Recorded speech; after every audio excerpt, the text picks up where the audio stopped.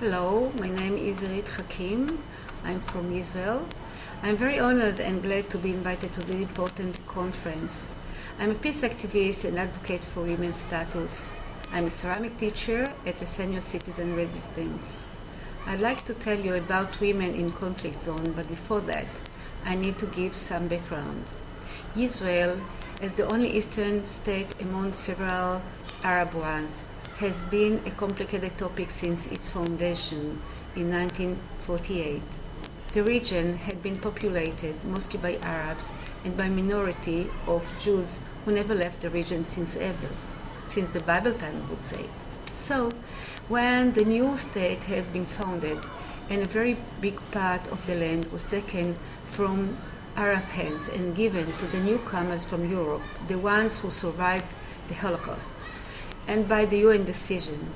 Obviously, it made up objection and hate on the Arab side. For the Jews, it had been their independence, while Palestinians, it was the Nakba, the disaster. It is now 66 years of a conflict, of 5 wars and many smaller operations, not less harmful.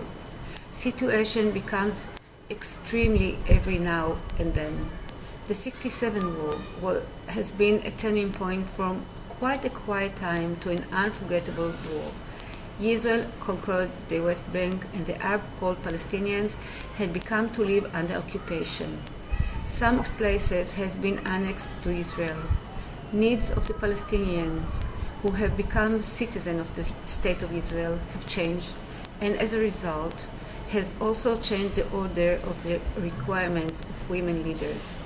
The young state suppressed the Palestinian population, referred to non-equal to Jewish population, and the social and economic needs have been neglected in structural and institutional terms. Palestinians' population has become a national minority without a marginal, economically and politically bankrupt, and no elites and leaderships. The development is severely affected effort to promote the status of Palestinian women. The conflict got a permanent face, which influenced on everybody's life, Palestinians and Israelis, occupied and occupiers. The first Intifada, Palestinian uprising, broke in 1987 until 1993 with Oslo Accords. A second Intifada started in 2000. It was a bloodshed time, not like in war that mostly soldiers die, now citizens died. The Israeli army acted on the Palestinian streets, innocent citizen has been killed, and Palestinians came into Israel as suicide bomber, killing innocent citizens of all ages. It was a horrible time for both people. It is clear that women and children are suffering the most during war and conflict.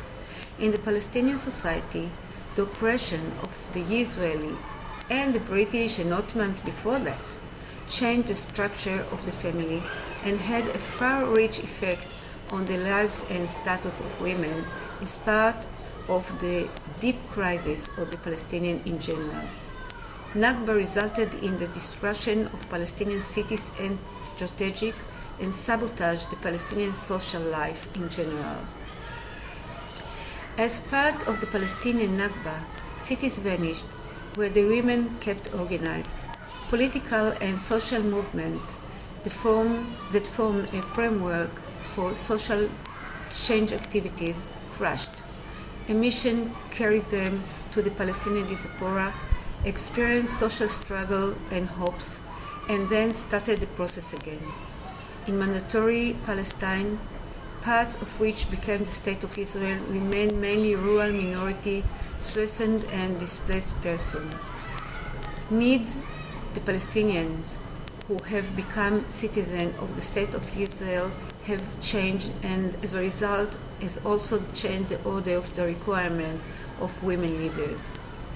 Amnesty reports of the lives of the Palestinian women during Intifada states that women are injured from IDF, the Israeli army, and of increased the level of violence, especially domestic violence in Palestinian society. Also shows that the health service are poor. Many of women give up their ambitions and do not keep on their study and work because of the danger lurking on the road. The women are between rock and hard place. On one hand, there is no element in their life which were not directly and daily ongoing violated by occupation, and also human rights. On the other hand, they are being violated by the rules and norms of the patriarchal Palestinian society. On the Israeli side, the situation is similar but not that extreme. Here too, the violence vastly increased. Men, being soldiers, who easily shot and beat Palestinian civilians, return home and easily beat their own women and children. The Israeli economy was collapsing, unemployment has increased, and of course the first to be fired were women. Women who do not work cannot continue to study, and the rest is clear. But living in democracy, women in Israel could get together and grow stronger in spite of, or perhaps because of, the situation.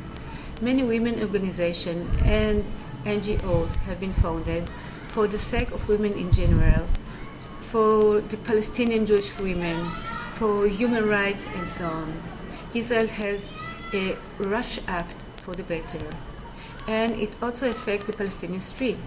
There have been national meetings. Palestinian women there a little more now. They receive support from the men who understand that they are subject to strong women deconstructing. Media opens a window to the world, and everything begins to change. Education is the most important and influencing topic. There is so much to be done. We are working as hard as we can, Israeli and Palestinian women living in a conflict zone. Thank you.